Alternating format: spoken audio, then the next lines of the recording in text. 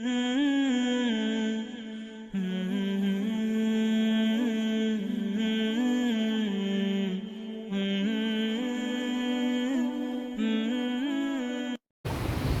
الحمد لله نحمده ونستعينه ونستغفره ونعوذ بالله من شرور أنفسنا وسيئات أعمالنا من يهده الله فلا مضل له ومن يضلل فلا هادي له وأشهد أن لا إله إلا الله وحده لا شريك له وأشهد أن محمدا عبده ورسوله اللهم صل وسلم وبارك على نبينا محمد وعلى آله وصحبه أجمعين. وبعد فيا عباد الله فإني أوصيكم ونفسي بتقوى الله، والله عز وجل يحثنا ويذكرنا دائما على تقواه السر والإعلان قائلا أعوذ بالله من الشيطان الرجيم بسم الله الرحمن الرحيم يا أيها الذين آمنوا اتقوا الله حق تقاته ولا تموتن إلا وأنتم مسلمون. يا أيها الناس اتقوا ربكم الذي خلقكم من نفس واحدة وخلق منها زوجها وبث منهما رجالا كثيرا ونساء واتقوا الله الذي تساءلون به والأرحام إن الله كان عليكم رقيبا. يا أيها الذين آمنوا اتقوا الله وقولوا قولا سديدا يصلح لكم أعمالكم ويغفر لكم ذنوبكم ومن يطع الله ورسوله فقد فاز فوزا عظيما. Ta'izai wa hibbai jamaah salat Jumat, semoga semua kita dirahmati oleh Allah Subhanahu wa Ta'ala. Berulang-ulang saya sampaikan dan saya ingatkan bahwa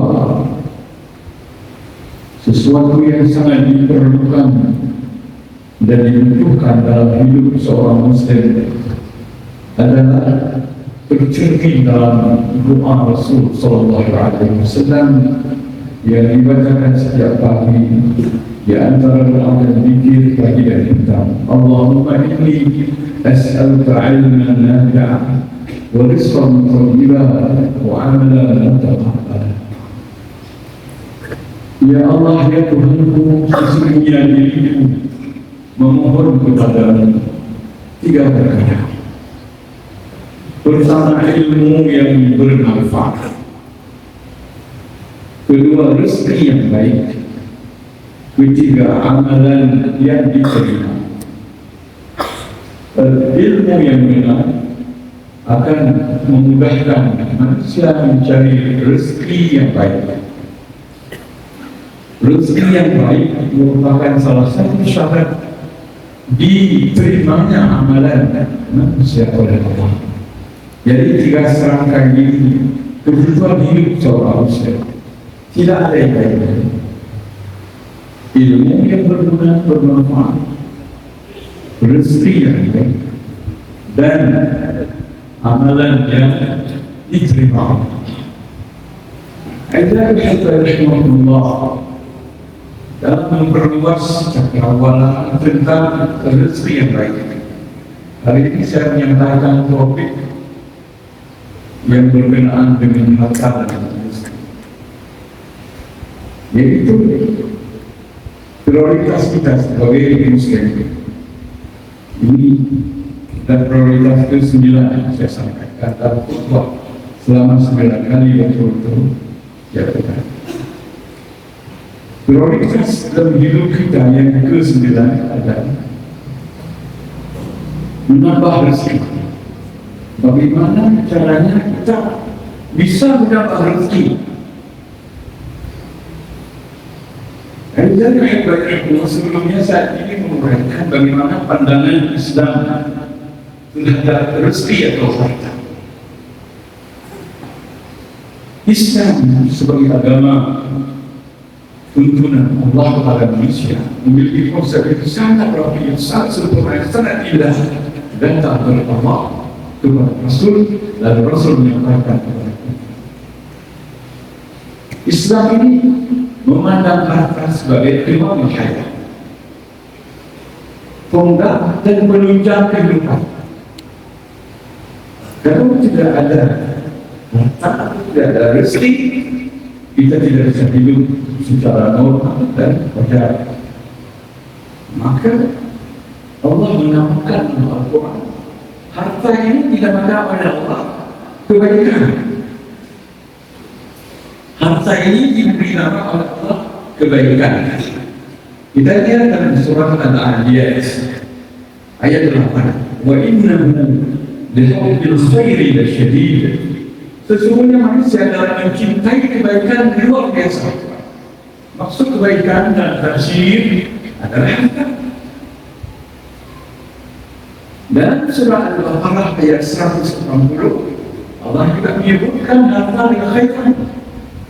كتب عليكم إذا حضر أحدكم الموت إن ترك خيرا الوصية للوالدين والأقربين بالمعروف. Diwajibkan kepada salah seorang anak yang ada tanda-tanda mau meninggal dunia, jika ia meninggalkan kebaikan, in taraka khairan, jika dia meninggalkan kebaikan. Maksud kebaikan itu adalah harta. Jadi Islam memandang harta ini sebagai kebaikan. Tidak salah kita mencari harta, kita mencintai harta.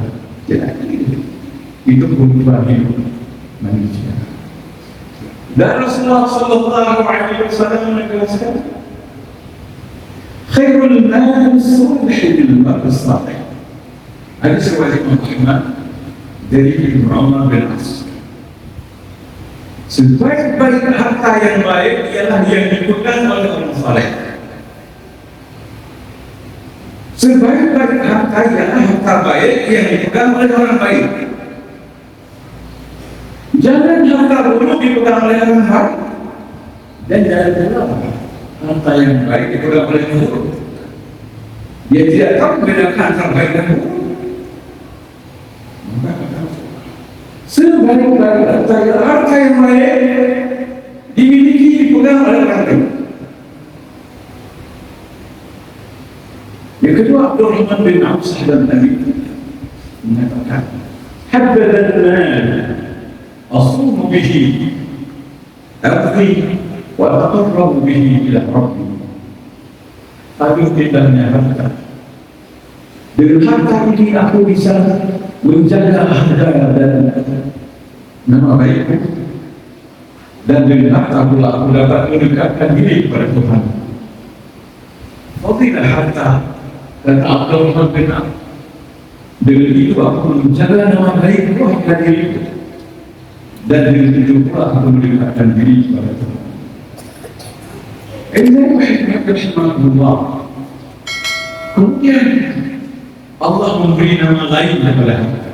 Mari kita telusuri. Pertama Allah sebutkan, wa'alamu annama amwalukum wa auladukum fitnah. Ketahuilah bahwasanya harta dan anakmu itu fitnah. Kebaikan tapi mengandung fitnah. Fitnah bagaimana? Ujian Allah. Allah menguji kita dengan harta dan anak. Di dalam harta, Allah menguji kita. Apakah kita dalam mencari harta kita perhatikan kaidah-kaidah agama, atau dengan sifat keragusan kita ambil saja apa yang ada tanpa melihat di mana harta itu benar atau salah. Jadi semua sistem ekonomi dan Islam adalah al-iqtisadiyah. والنظام الإسلامي في الإسلام نظام شامل، جزء من نظام شامل للحياة. Bahwa mencari harta, mengurus ekonomi dan Islam itu bahagian dari akidah, bahagian dari Islam yang komprehensif, tidak terpisah. وأن العمل الاقتصادي والنشاط المادي له طابع تعبدي وطابع أخلاقي. Kegiatan mencari uang dalam Islam itu bercorakkan akhlak dan ibadah, sama dengan ibadah dan akhlak. Tidak boleh mencari harta dengan cara yang haram dan memakai pada cara yang haram. Dia itu ذو طابع تعبدي في المكسب والإنفاق على الصلاة. Kita cari yang cara yang benar, kita pakai dengan cara yang benar. Karena المال مال الله. Karena harta itu harta Allah. Kita hanya diberi hak pakai, hak punya bukan hak memiliki. وآتيه من مال الله الذي آتاه. Beri kepada mereka harta yang Allah titipkan kepadamu. Sebahagian dari harta yang Allah titipkan kepadamu. Jangan sekali Allah sebutkan di dalam Al-Quran Al-Karim dalam surah An-Nur ayat 33. Jadi karena ini harta Allah, maka kita cari dengan peraturan Allah, kita pakai juga dengan peraturan Allah. Tidak boleh seperti kemauan Allah. Menguji kita, bagaimana mengujinya? Apakah benar kita cari dengan cara benar? Apakah benar kita gunakan dengan cara benar? Yang kedua, Allah menguji kita. Ketika harta banyak, apakah kita bersyukur? Ketika harta kurang, apakah kita bersabar? Dua sisi Allah menguji kita. Bahkan kita betul, bahkan betul. Ada yang tidak syukur, ada yang tidak benar. Itu disebut fitnah. Malam anda mengadakan Allah fitnah. Jelas yang disebutkan dalam surah Kahfi ayat 40. Kemudian Allah juga memberi nama harta dengan zina. Jadi bukan surah Kahfi, itu surah Al-Anfal ayat 28. Di dalam surah Kahfi Allah sebutkan harta ini dengan zina hiasan. المال والبنون زينة الحياة الدنيا. Anak dan harta adalah hiasan.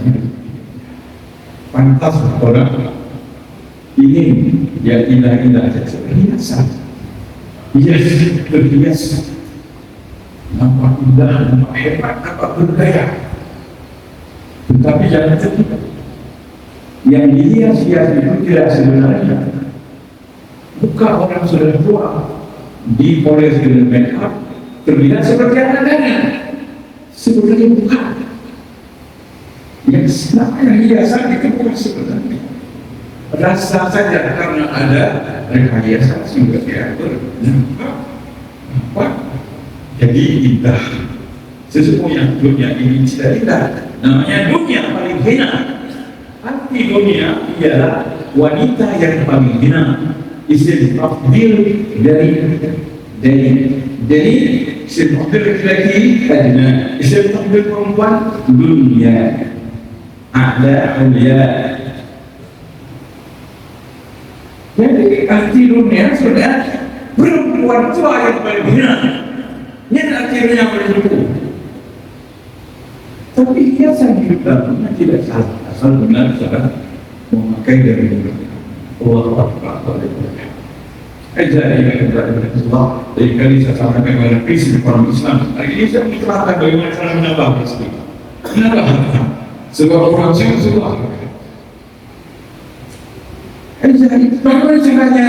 Ini cara Islam. Tidak cara yang cara lain. Cara Al-Quran dan Sunnah dari kita. Sallallahu alaihi wasallam. Yang pertama saya ingin katakan bahwa semua ciptaan ilahi telah dijamin rezekinya. Masukkan surah Al-Baqarah. Wa ma min dabbatin fil ardi illa 'ala Allahi rizquha. Wa ya'lamu mustaqarraha wa mustaqarraha.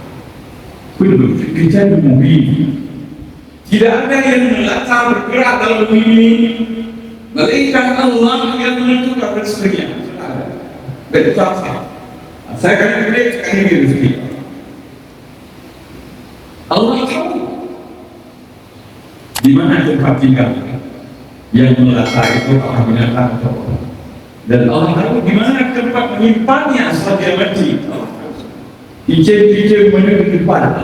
Apa itu? Jangan dia pakai tumpuk. Kalau kita lebih semua sudah tertulis kita belum mampu saja. Jadi mereka tidak. Bagi orang yang tidak ada mata pencaharian, bertawakal kepada Allah, berjalan. Walladzi ja'ala lakum al-ardha dhalulan famshu fi manakibiha wa kulu min rizqihi wa ilayhi an-nushur. Surah Al-Mulk ayat 15. Dia yang Allah yang menjadikan bumi ini begitu mudah engkau lalui, mudah engkau olah, mudah engkau tempuh dan mudah membuat bermacam usaha. Wa qulu bi rizqi, jalanlah kamu di mana kini, berjalan kamu di seluruh penjuru bumi. Anak itu kata dia, anak itu kata dia, anjay. Wa qulu bi rizqi, cari rezeki yang sesuai dengan negeri dan alam itu di mana itu cari. Tapi kemudian kamu ingat, dan apa yang berada dalam pikiran akhirat, ilahi bersyukur. Maka itu Allah. Baik umum sudah syukur mana dari benak keluar. Lalu fikir baik. Ilahi bersyukur Allah. Baik. Kalau itu cara cari rezeki pertama, bergerak. Cari jalan-jalan, cari rezeki. Bertawakal walaupun tidak tahu bergerak. Makna tawakal bergerak seperti burung bergerak. Dicari burung itu tak ada pemerintah, tak ada sama dia, tak ada wajib, tak ada presiden. Tapi kalau kita presiden, apalagi kita manusia. Rasulullah mengatakan hadis sebagai saja. Ada sebagai terbukti dari Allah Anhu Islam. Dan antum tatawakkaluna 'ala Allah haqqan tawakkuli. Dan razaqakum kama yarzuqul tayr. Tad'u fi maqsad.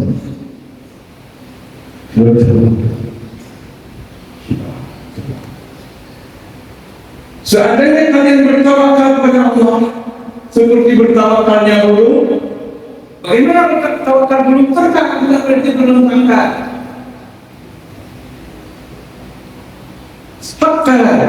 Tawakal dengan tawakal yang benar seperti tawakal burung. La razaqakum, pasti Allah memberi kamu karena yarzuqu tayra. Sebab Allah memberi rezeki para burung.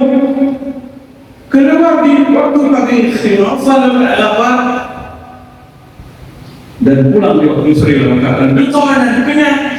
Itu berproses di bawah perut putih jadi bengkak perut. Kita ada cara bagaimana kita ini dalam jaminan Allah dan kita ada pemerintahan kita tidak ada kecuali mana saja cara pertama. Cara yang kedua menjadi rezeki beriman dengan Allah menciptakan kita dengan diri rahmat. Tidak mungkin Allah menyia-nyiakan hambanya kalau hamba beriman dan bertakwa. Mana pun kita katakan mengapa pemimpin pun belai tapi mungkin tak mungkin sahih. Allah sebutkan dalam surat Al-A'raf sebelum itu, walau anna ahlal qura amanu wattaqu lafatahna 'alaihim barakatin minas samaa'i wal ardh walakin kadzdzabu fa'akhadnahum bima kanu yaksibun. Seandainya penduduk di kampung-kampung di negeri-negeri beriman dan bertakwa, pasti kami berusaha. Kami curahkan rahmat dari langit dan bumi. Tetapi manusia ini kadang-kadang menganggap dusta agamaku, menganggap dusta Rasulku, menganggap dusta ayat-ayatku, menganggap dusta hari akhiratku. Akhirnya kami siksa mereka dengan kefakiran dan musibah. Mungkin Allah mengumpulku yang kesini. Jaminan rezeki ada dengan iman. Yang kedua tadi dalam surah Taha Ayat 132. Wa'mur ahlaka bis-salati wastabir 'alaiha. Suruh semua anggota keluargamu salat, walaupun kau baru dalam itu ya. Baik, kami kasih umumnya. Wa'mur ahlaka, suruhlah semua anggota keluargamu bis-salat. Wastabir 'alaiha, bersabarlah. Dan sabar kayu. Ketika ibu hendak mulai, dan kami tidak ada rezeki pada ini yang kami dapat. Ulun hendak berkata kepada Allah. Nah ini kami yang beri rezeki padamu. Kalau kamu salah surah kata keluargamu, ada jalan rezeki yang kamu tidak tahu kamu berikan. Ini sudah senang dan bagus bila Allah rezeki tertib dan satu. Munyalah halal. Wal aqibatu lit taqwa. Keberhasilan hidup seorang beriman adalah karena takwa, bukan karena kekayaan. Kekayaan Allah berikan rezeki, Allah bersama dengan sebab takwa. Jadi ini yang harus diurus oleh benar. Sini ulama langsung mendidik manusia, masyarakat supaya jadi orang takwa supaya ada rezeki. Sudah, kita tambah lagi. Bagaimana cara mendapat rezeki berikutnya? Bersyukur atas apa yang Allah berikan oleh rezeki. Jangan karena berusaha upaya anak-anak kita tidak pernah bersyukur. Allah mengatakan surah Ibrahim ayat 7. Wa idza'adzana rabbukum la in syakartum la azidannakum wa la in kafartum inna 'adzabi lasyadid. Ingat Allah sudah buat satu dan dua dari pengumuman kepada dunia kepada manusia. Bahwa siapa yang bersyukur, jika kamu bersyukur hamba-hambaku, karena apa yang Allah berikan kepadamu, dan pasti aku menambah rezeki yang lain padamu. Yang berlaku lain, syukur. Walaupun kafartum, tapi jika kamu engkar karena belum sampai seperti hajatmu, ketahuilah inna 'adzabi lasyadid. Siksaku sangat berat. Apa hamba kuat anjir nak duit tak mengenai duit dia cerah belum pakai ibunya kuat jangan kita lupa bersyukur kepada Allah meskipun hanya ikan asin kita bisa buat bersyukur kepada Allah ada bersyukur mungkin pada yang kita sahabat yang kita mereka boleh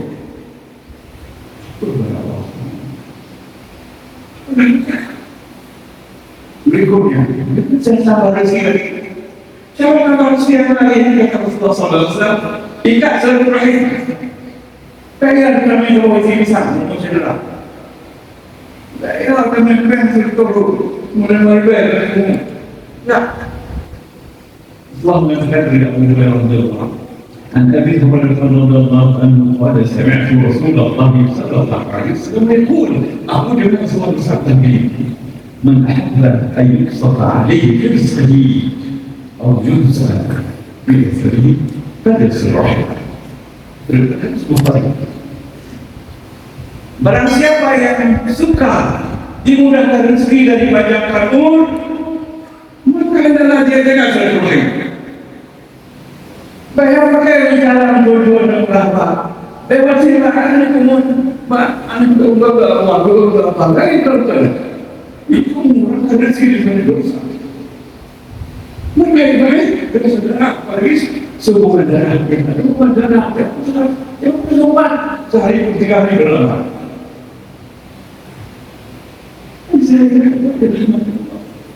Jadi dari silaturahim pertama sekitar berkurang. Berikutnya cara tambah rezeki berikutnya yang sedekah. Rasulullah bilang, bahkan saya mengatakan, naqasat sadaqatul min ma'in. Tidak pernah sedekah mengurangi hartamu yang cukup. Yang cukup. Perlu kami bilang, kita tidak ada. Allah janji Allah janji Nabi. Kenapa kita selalu beri?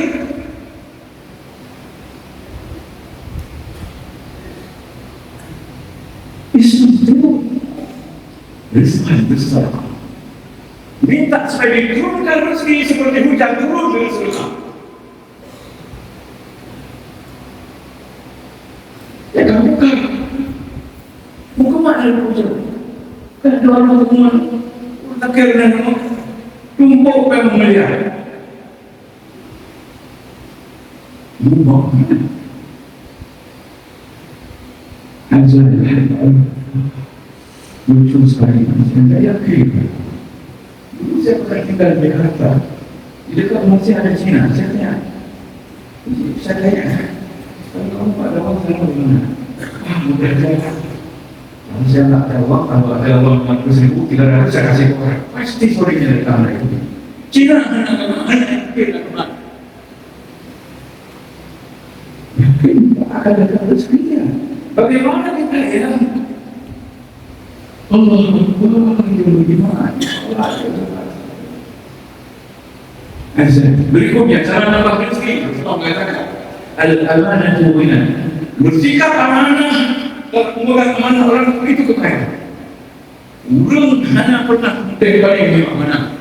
Yang mana amanah ada dengan amanah.